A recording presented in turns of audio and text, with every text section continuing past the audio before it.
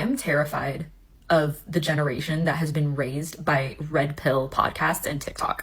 Y'all are quite literally completely delusional. You completely objectify women and you look at us as disposable after 30. And then on top of that, unfortunately, there are women that are subjugating themselves to these men that just do not have any type of real consideration or love for them. And I am just so sorry for this generation of women and these types of men that you have to deal with. I mean, I am appalled. I am so fortunate to be with a man that doesn't think like these men, but holy, it feels like we're. I think she's just projecting. And I also believe that she's hoping and praying that the men that she's with don't wake up, because it sounds like if he's with you and you're on the internet talking about how much you don't necessarily care for something that you truly don't even understand, and you are disgusted by it because you understand that men are waking up and that you have to compete in the marketplace if you're after a certain age.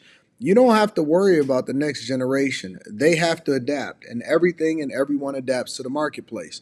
Winners win and losers lose. And so if you're not able to find a simp that can then suck out for you, then what happens after that? Then that means that you have to take ownership and responsibility for who you are. Why would a woman, think about this for a second, why would a woman who is already supposedly in a relationship feel some type of way and even be consuming the type of content that she's consuming to where it would make her scared or afraid of what is going on out in these streets?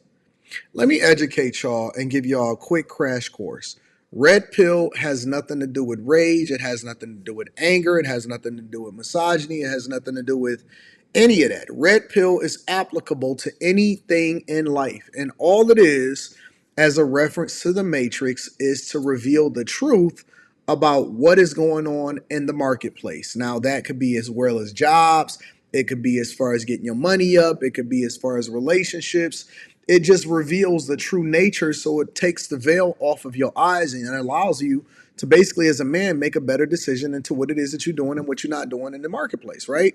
And so what people also don't understand is that it holds men accountable for their decisions also. So if you a guy that's dusty and dirty and you think that you're supposed to get the best, no, it says get your money up, get your life together, get your things together, and take care of your business so that you'll be in a position for a woman to be able to submit to you, and then you can take care of her and your child.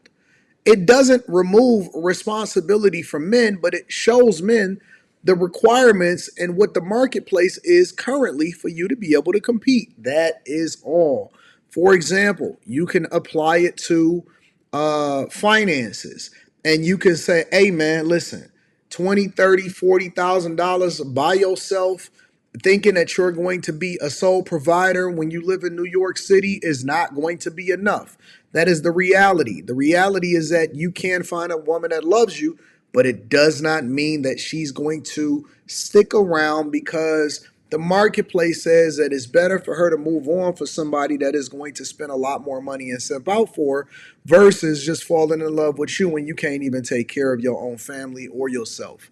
That is red pill in a nutshell. It is not to give people permission to be able to do some of the things that y'all think that they're going to do. What it is an opportunity for you to get a reality check, and then you got to move accordingly. But these women will lead you to believe, and often at times it's the people that cannot give you any kind of advice. It's not a reflection of what it is that they advocate for. And those are the people that they listen to as far as trying to demonize an entire segment. But really what you're experiencing is there's an entire group of men that are now educated and have more information at their disposal, because we finally got the microphone and we finally have evolved into a space where it's conducive for us to have conversations with each other. But they won't tell you that they won't have that conversation. There is no education that comes along with it. They're just going to say, holy, I can't believe the red pill is doing this and all of that. I don't even think that most guys are red pill. Most guys are absolutely positively cucks and simps. And it's not even just one demographic. Most guys are cucks and simps. and they trying to get into it with single baby mamas. And I'm just confused because why would women care if they are so independent and not dependent on, which means that they are not interdependent on men anymore. And so if you can do what you want to do, if you can get your own job, if you can do this, you can do that, then what do you care? You have the freedom to do what you want to do. You are not dependent on us, and it's not conditioned.